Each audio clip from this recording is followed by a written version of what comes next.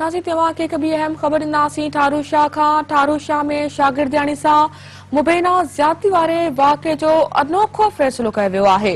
इल्ज़ाम हेठि आयल नौजवान सां शागिर्दियाणी सां निकाह करायो वियो।